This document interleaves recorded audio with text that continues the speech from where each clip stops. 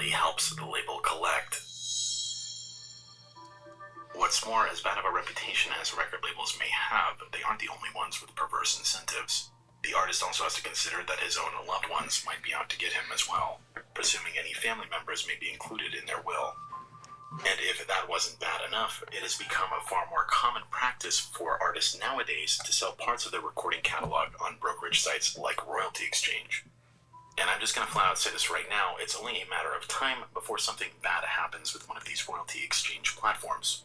As one article from MarketWatch stated, buy some of the rights to a rock star's music and you're likely to see a big bump in your royalties if he or she dies suddenly. It creates some awkward incentives. Don't be surprised if this turns up as the plot to a Hollywood thriller sometime soon. So yeah, nowadays basically an artist has to worry about literally anyone and everyone potentially having a price on their head.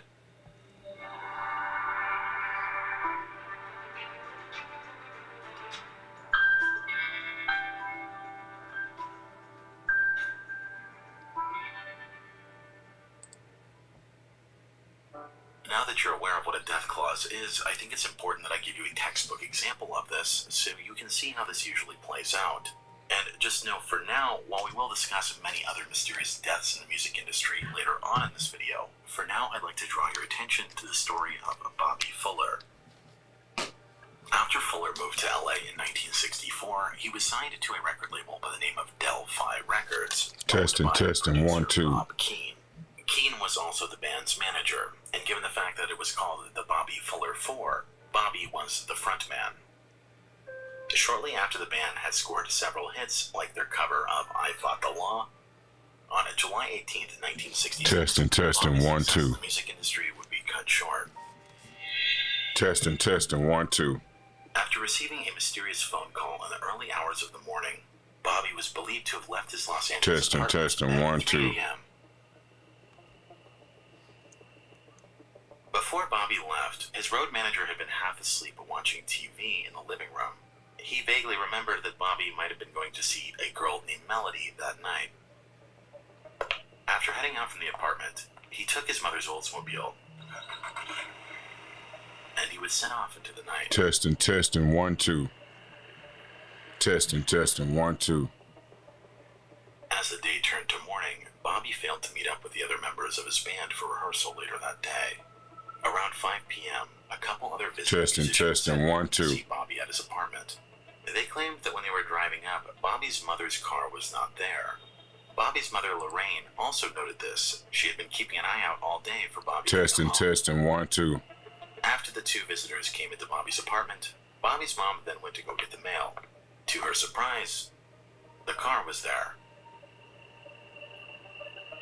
Upon closer inspection, she found Bobby lifeless inside of the car. He was found lying across the seat, where the entire car reeked of the smell of gasoline. There was a 2.5-gallon gas can found below the driver's seat, and a gas hose was also found nearby. Upon discovering Bobby in this state, Lorraine called the police. And when they arrived, they took a quick look at the body, and they ruled that Bobby had taken his own life from drinking gasoline. The authorities quickly discarded the gas can and called it a day. The car was never dusted for prints, the police didn't interview anybody, and all in all, it was an open and shut case. Later, it would be revealed through the autopsy that there was no gasoline found in Bobby's stomach, where the coroner later stated that Bobby had died due to inhalation of gasoline fumes, classifying Bobby's death instead as an accident. A finding that nobody, not least his own mother and family, agreed with. Testing, 1, 2. Multiple witnesses noted that it appeared that Bobby had been beaten up badly and had a broken finger. There was blood found on his shirt and face. Multiple witnesses, including Lorraine, also made the comment that it looked like he had been dragged on the ground, and his body showed various scrapes and injuries.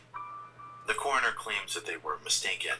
He claimed he found no bruises, no broken bones, and no cuts, or evidence of a beating. Instead stating, body in full rigor, skin slip due to high temperature in car.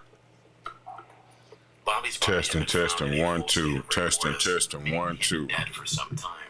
Considering the car had Testing, been 1, on 2. for more than 15 minutes, this quite literally made it impossible that Testing, he could have driven up on his 1, own. 2. And given the sheer amount of gasoline found in the car, it appeared that someone had been just moments away from setting it ablaze.